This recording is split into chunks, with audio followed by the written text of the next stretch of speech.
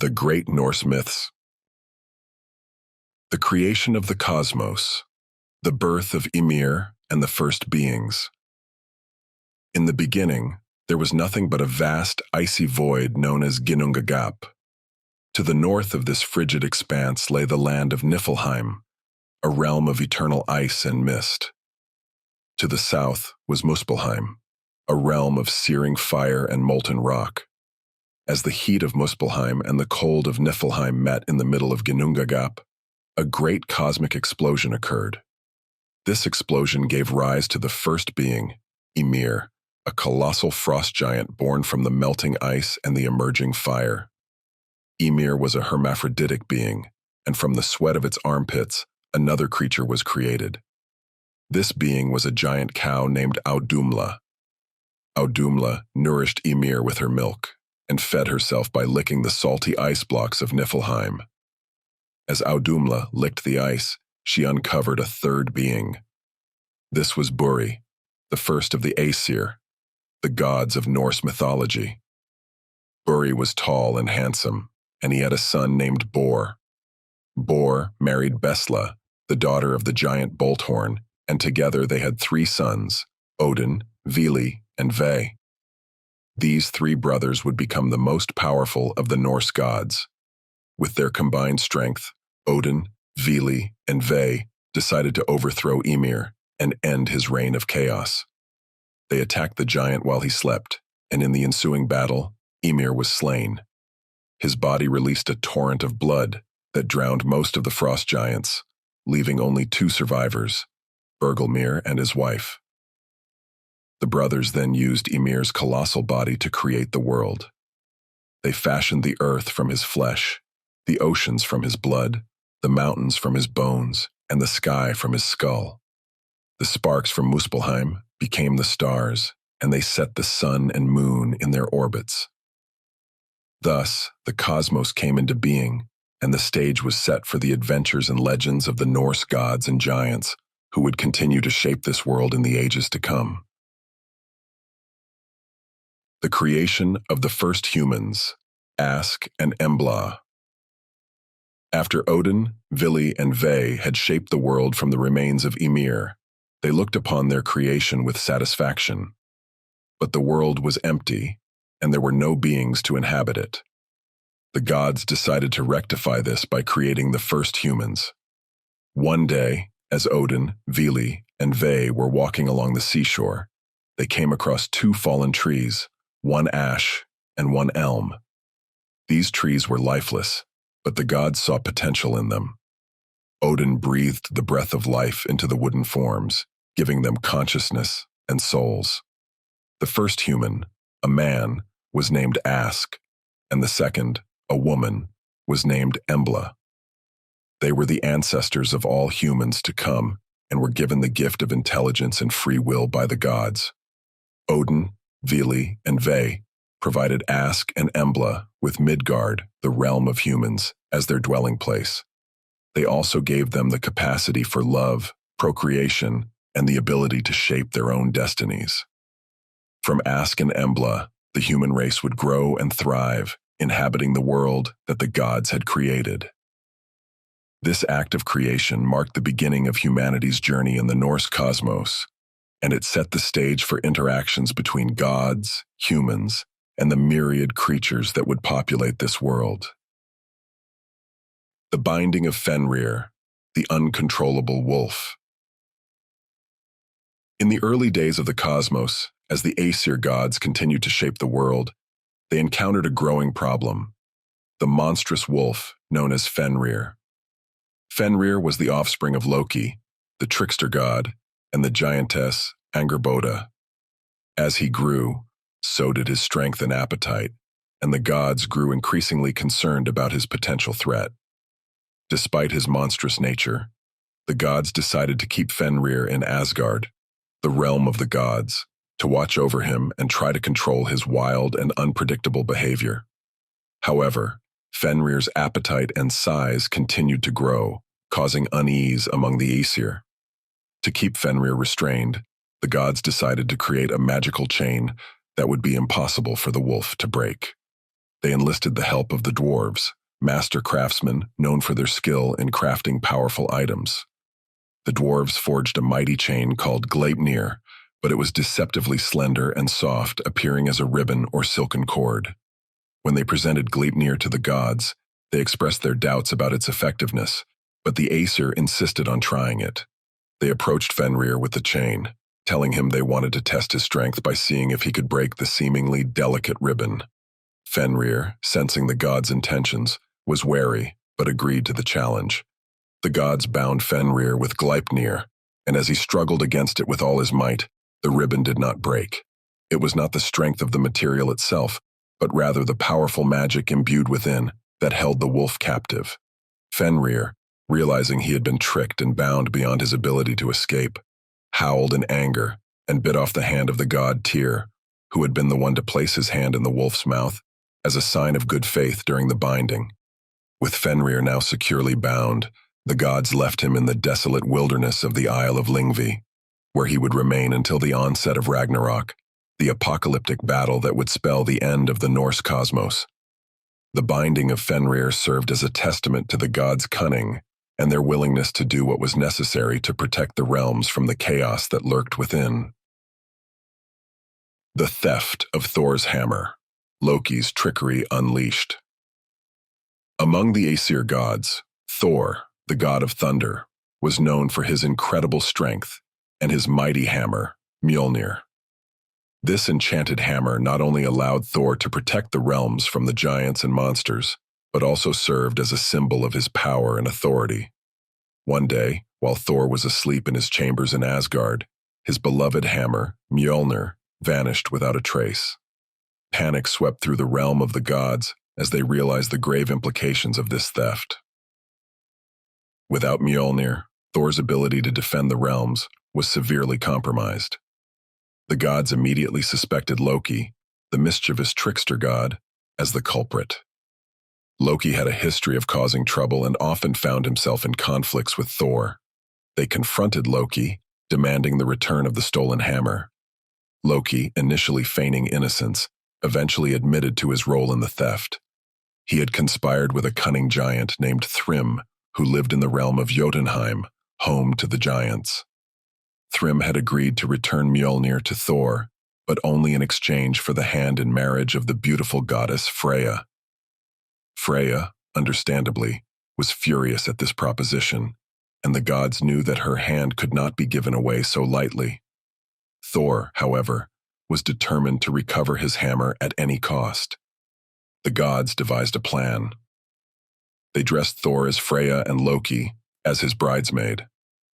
Together they traveled to Jotunheim to meet with Thrym. In their disguises, Thor and Loki successfully deceived the giant. During the wedding feast, Thrym presented Mjolnir to his bride as a gesture of goodwill. Thor, seizing the opportunity, grabbed the hammer and unleashed his true form, revealing his identity.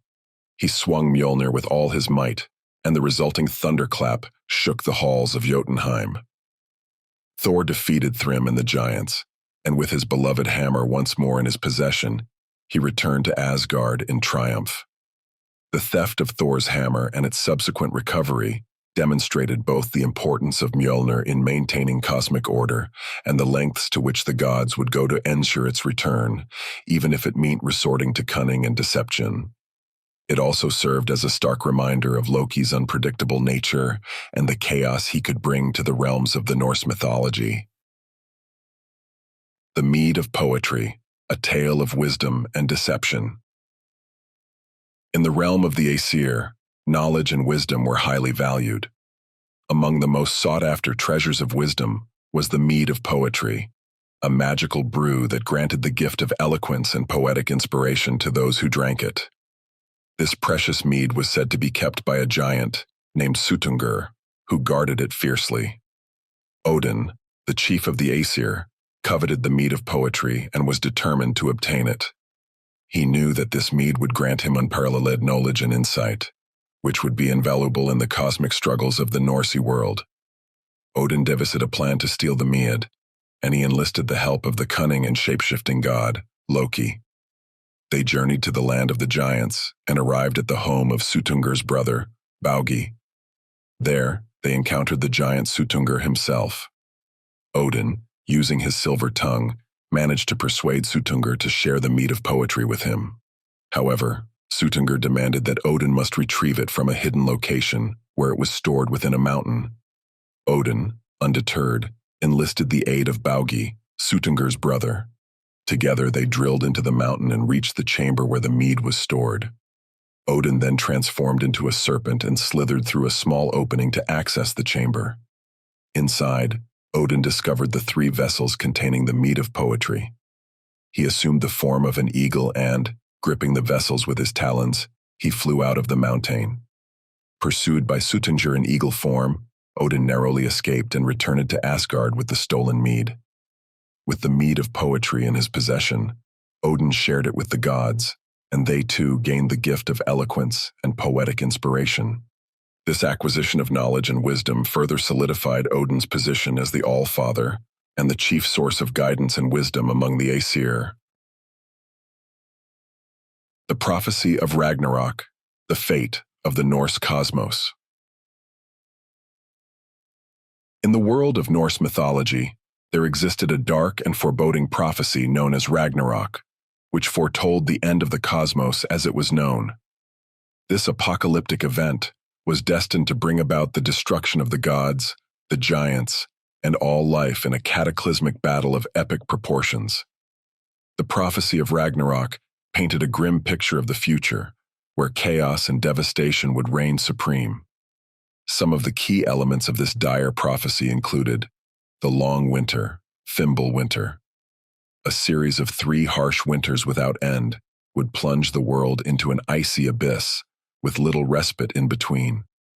During this time, mankind would turn against each other, and moral values would erode. The signs. Several ominous signs and portents would precede Ragnarok. These included the unbinding of the wolf Fenrir, the ship Naglfar made from the fingernails of the dead, and the crowing of the rooster Gullinkambi. The players. Key figures in the Ragnarok prophecy included the gods, Odin, Thor, and Freyja, the fire giant Surtur, the wolf Fenrir, the world serpent Jormungandr, and Loki. The battle. Ragnarok would culminate in a colossal battle between the forces of chaos, the giants led by Surtur, and the forces of order, the gods, led by Odin. This battle would lead to the deaths of many of the major gods and giants. The world in flames. Surtur would bring forth his flaming sword, igniting the entire world and reducing it to ashes. This catastrophic fire would consume everything in its path. The renewal. Despite the destruction, the prophecy also held a glimmer of hope for the future. After the fires of Ragnarok had burned out, a new world would emerge from the ashes, fertile and green.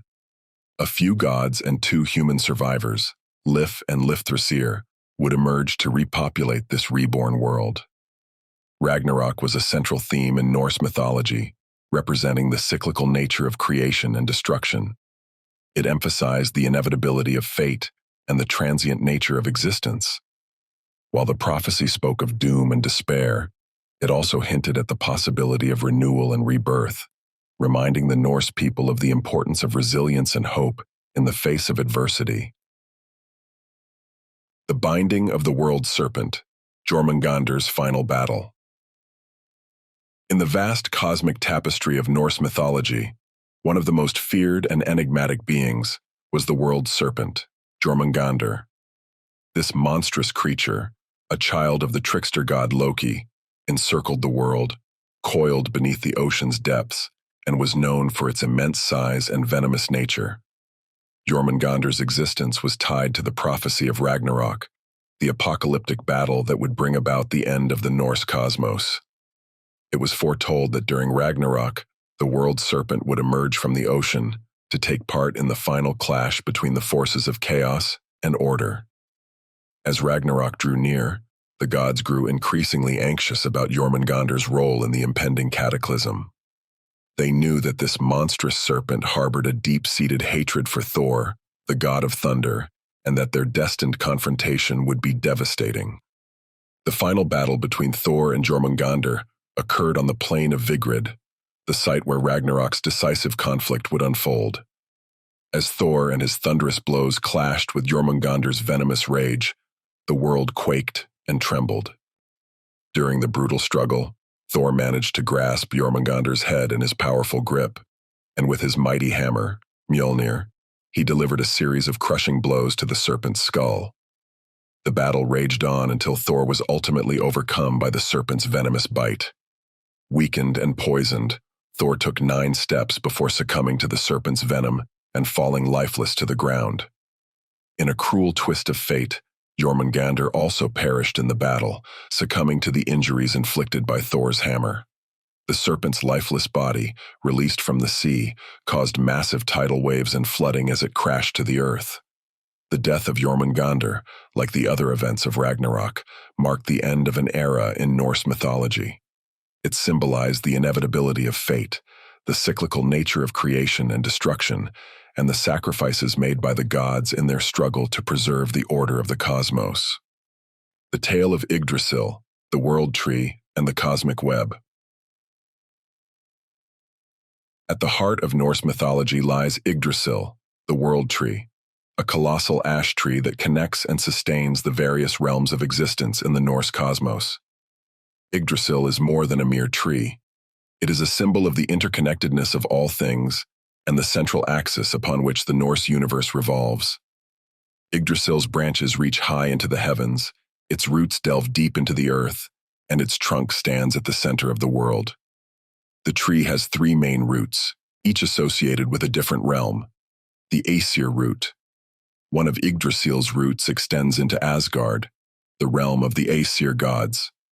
At its base is the Well of Urd, where the Norns, the fates of Norse mythology, dwell. They weave the threads of fate and determine the destiny of all beings. The Vanir root. Another root stretches into Vanaheim, the realm of the Vanir gods. This root draws nourishment from the well of Mimir, which contains wisdom and knowledge.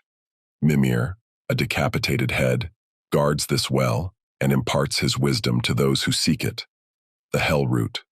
The third root descends into Helheim, the realm of the dead, and connects to the well of Hvergelmir. This well is the source of many rivers, including the river Gjöll, which forms a boundary between the living and the dead. Yggdrasil is not only a physical entity, but also a spiritual and cosmic one. It symbolizes the balance and interconnectedness of the 9 realms in the Norse cosmos, including Asgard, Midgard, the realm of humans, and the realms of the giants, dwarves, and elves. It is a reminder that all things are intertwined and that the actions in one realm can have repercussions throughout the entire cosmos. The world tree also plays a vital role in the events of Ragnarok, as it shudders and trembles in response to the cataclysmic events unfolding around it. Yet, despite the devastation of Ragnarok, Yggdrasil endures, serving as a symbol of resilience and renewal. It stands as a testament to the enduring nature of the Norse cosmos, where creation follows destruction and life is a continuous cycle. The story of Skadi, the skiing giantess of the mountains. In Norse mythology, Skadi is a fascinating figure who embodies the rugged and untamed aspects of the natural world. She is often associated with the mountains, winter, and hunting, and her story offers a glimpse into the rich tapestry of Norse mythology. Skadi's tale begins with a tragic event. Her father, Thiazi, was a giant who met his end when he attempted to steal the golden apples of the gods, which were guarded by the trickster god Loki. In retaliation, the gods killed Thiazi, and Skadi sought revenge. To make amends and prevent further conflict, the gods offered Skadi a choice of a husband from among them. However, there was a catch. She had to select her future spouse based solely on his feet, as only his lower limbs would be visible to her when she made her choice. Skadi agreed to the unusual arrangement and thought she would choose the most beautiful feet, assuming they belonged to the radiant god Balder. To her surprise, the feet she chose belonged not to Balder, but to the rugged sea god Njord. Skadi and Njord's marriage was challenging from the start. Skadi, a mountain-dwelling giantess, longed for the high peaks and snow-covered slopes of her homeland, Thrymheim. In contrast, Njord was a sea god who yearned for the tranquil shores of the coast. Their differing preferences led to discord in their marriage. Eventually, they decided to part ways amicably, realizing that they were simply too different. Skadi returned to her beloved mountains, where she became a skilled huntress, archer, and skier. Skadi's story not only highlights the clash of two different worlds, but also the importance of compromise and understanding in relationships. She remains a symbol of the untamed wilderness and the beauty found in the icy, towering peaks of the Norse landscapes. Additionally, her passion for skiing and hunting has made her an enduring figure in the lore of winter sports and outdoor activities. The tale of Freyja's tears, the creation of the Brisingamen necklace. Freyja, the goddess of love, beauty, and fertility in Norse mythology, was renowned for her captivating beauty and her cherished possession, the Brisingamen necklace. This exquisite piece of jewelry, considered one of the most valuable treasures in the Norse cosmos, has a story of its own. The story of the Brisingamen necklace begins with four dwarves named Alfrig, Erling, Dvalin, and Greyr. These skilled craftsmen lived deep within the earth and were known for their exceptional craftsmanship. One day, while they were working in their underground forge, they created a beautiful necklace, which they named Brisingamen. The necklace was crafted with such precision and beauty that the dwarves were reluctant to part with it. However, their greed was eventually overcome by their desire for riches and recognition. They decided to trade the necklace to Freyja, who was known for her extraordinary beauty. Freyja, coveting the necklace for its unparalleled beauty, agreed to the dwarves' price. But the price was steep, as the dwarves demanded that Freyja spend one night with each of them in exchange for the Brisingamen. Freyja, determined to obtain the necklace, agreed to their terms. She spent 4 nights with the 4 dwarves, and at the end of their agreement, she emerged with the Brisingamen necklace draped around her neck, radiating its enchanting beauty. The Brisingamen necklace became a symbol of Freyja's allure and her status as a goddess of love and beauty. Its enchantment enhanced her natural beauty and captivated all who gazed upon it. Freyja treasured the necklace dearly, and it remained one of her most iconic attributes. The tale of the Brisingamen necklace illustrates the value placed on beauty and the extraordinary lengths to which one might go to possess something of great aesthetic worth in Norse mythology. It also reflects the complex and multifaceted nature of the goddess Freyja, who embodied both love and desire. The tale of Sif's golden hair, Thor's journey to the land of the dwarves. One of the lesser-known but intriguing stories from Norse mythology involves Sif, the goddess of fertility, and the wife of Thor, the god of thunder. This tale revolves around an incident that led to the creation of Sif's golden hair and the adventurous journey of Thor to the land of the dwarves. It all began when Loki, the mischievous trickster god, found himself in a quarrel with a dwarf named Brokkr and his brother Sindri, both skilled craftsmen. Loki made a boastful claim that the brothers could never create items more exquisite than those crafted by the sons of Ivaldi, another group of dwarves known for their exceptional work. Determined to prove Loki wrong, Brokkr and Sindri set to work in their underground forge. As they crafted their creations, Loki tried to sabotage their efforts by meddling with their work. However, the dwarves' craftsmanship was so extraordinary that they overcame Loki's interference. Among the items created by Brokkr and Sindri was Sif's golden hair. This hair was not merely a piece of jewelry, but a magical creation. When worn by Sif, it would grow like real hair and shimmer with the radiance of pure gold. When Thor learned of Loki's actions, he was furious and demanded that Loki make amends for his interference. In an effort to appease Thor, Loki traveled to the land of the dwarves to obtain even greater treasures. The dwarves crafted 3 magnificent items for Loki: Sif's golden hair, Mjolnir, Thor's mighty hammer, and a ship called Skidbladnir. Upon his return to Asgard, Loki presented these treasures to Thor, who was greatly pleased with the gifts, especially Sif's golden hair. Sif's beauty was restored, and her hair once again shone brightly. This story highlights the importance of craftsmanship in Norse mythology and the rivalry between different groups of skilled artisans, such as the sons of Ivaldi and Brokkr and Sindri. It also showcases the lengths to which Thor and Loki would go to right a wrong and maintain harmony among the gods of Asgard. The resurrection of Baldur, a glimpse of hope amidst Ragnarok. In the bleak aftermath of Ragnarok, the cataclysmic battle that spelled the end of the Norse cosmos, the world lay in ruins, with chaos and destruction reigning supreme. However, amid the devastation and despair, there was a glimmer of hope. The resurrection of Baldur, the beloved god of light and purity. As foretold in the prophecy of Ragnarok, Baldur had perished during the final battle, falling to a mistletoe-tipped arrow wielded by the blind god Hod under the influence of the trickster Loki. Baldur's death had plunged the realms into sorrow, and his absence was deeply felt by both gods and mortals. Yet, even in the darkest hour, there was a belief that Baldur's pure spirit could not be extinguished forever. The gods embarked on a quest to Helheim, the realm of the dead, to seek Baldur's return. They were accompanied by Hermod, one of Odin's sons, who rode Odin's steed, Sleipnir, on this perilous journey. Arriving in Helheim, Hermod pleaded with the goddess Hel to release Baldur from her realm and allow him to return to the land of the living. Hel, moved by Hermod's sincerity and the outpouring of grief from the gods and all beings, agreed to a deal. She promised to release Baldur if every being in the cosmos wept for him. Hermod returned to the living realm and delivered Hel's terms to the gods and mortals. A concerted effort was made to fulfill Hel's condition. People and creatures of all kinds wept for Baldur, from gods to giants, humans to animals, and even the stones and trees. It seemed that the entire cosmos mourned for the radiant god.